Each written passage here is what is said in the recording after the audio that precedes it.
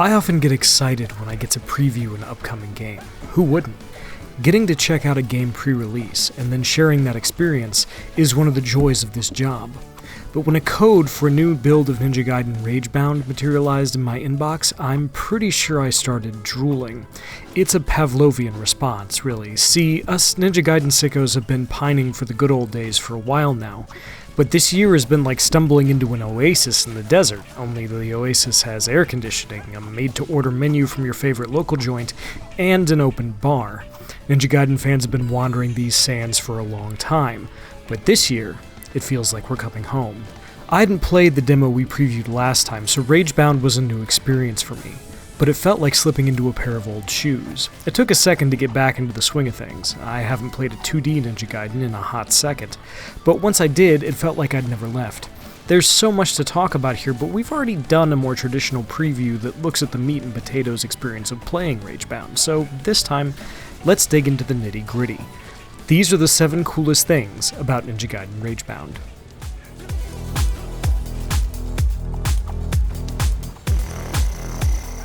There are a ton of cool mechanics in Ninja Gaiden Ragebound, but I'm starting with the Guillotine Boost because everything else flows from it. Once you're in the air, you can jump again when you're about to make contact with an enemy to both attack them and bounce off of them for another jump. Cool, right? But it's not just enemies. You can do this to projectiles too, and even some enemy attacks. Obviously, you can use the Guillotine Boost to get to places you wouldn't otherwise be able to, but you can also use it to bounce between enemies and stay on the attack. I managed to bounce off Girthka, the boss of the demo's second level, for a solid few seconds while he was trying to attack me. And those weird samurai spirits with the spears? Just bounce off their attacks and keep going. Is the Guillotine Boost as cool as the Izuna Drop? No, nothing is. But it's pretty close.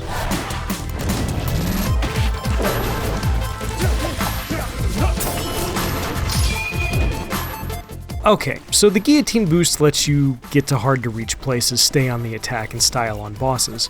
But what happens when you need to kill something in a single stroke? Well, that's where the Hypercharge comes in. You can get Hypercharge by killing enemies with auras. Do so, and you'll gain a Hypercharge for a few seconds. When you have it, your next attack will kill enemies instantly. To be fair, most enemies in Ragebound die in a single hit, but the ones that don't, you don't want to go toe-to-toe with those cats. In a pinch, you can sacrifice some health to manually hypercharge, but you'll want to avoid that if you can.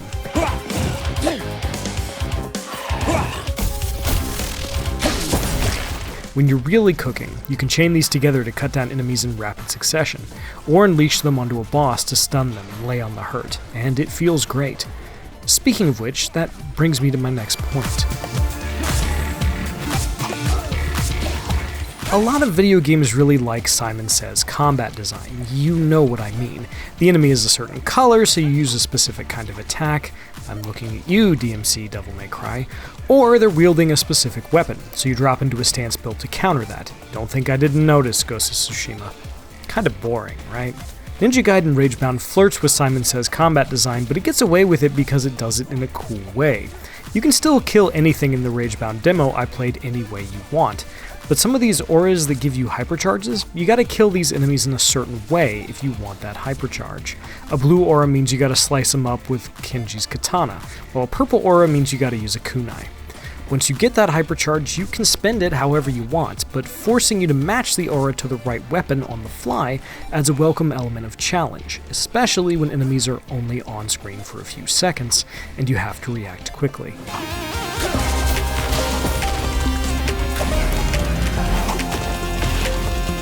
At some unspecified point in Ragebound's story, our boy Kenji fuses with Kamori. Like any good member of the Hayabusa clan, he's pretty upset about cavorting around with the ninja of the Spider clan, but he shouldn't be. First, she gives Kenji access to kunai to deal with enemies at range, and teleport to certain objects in the environment, but also a spider weapon. In my demo, that took the shape of a throwable sickle with an arc that reminds me an awful lot of the throwing axes from Castlevania, and she gives you access to the screen-clearing Ragebound arts. When everything around you absolutely positively has to die, except no substitutes. So hey, more toys, right? But that's not all Kamori brings to the table.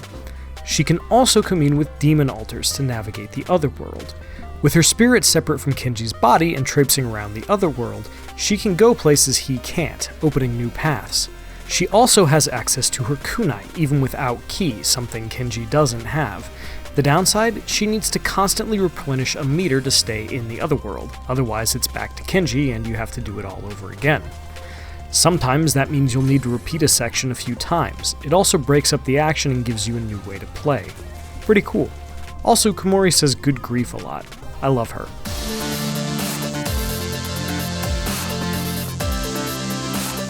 One of the things I really appreciate about Ragebound is its purity. It's not another roguelite in a sea of endless roguelites. Thank God.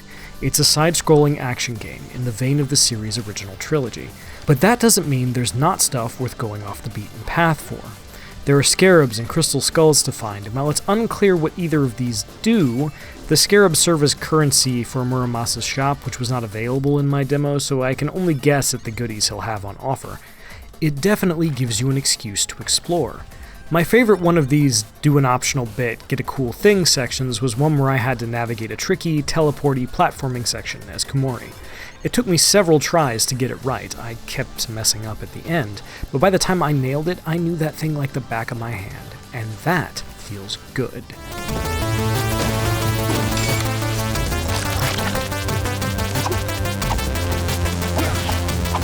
Oh, and speaking of mastering something, Ninja Gaiden Ragebound wants you to play these levels over and over again as much as you want. Once you've beaten one, you can immediately access it again from the map, and each time you play, you're scored on time, collectibles, number of enemies killed, and your best combo. And if that's not enough, there are also optional challenges that range from completing levels without being hit, to level-specific tasks like killing so many enemies with a lunge attack, or beating Ryu Hayabusa himself in the tutorial. I did not do that one. He Izuna dropped my ass. It was rad as hell. I'll get you one day, Ryu.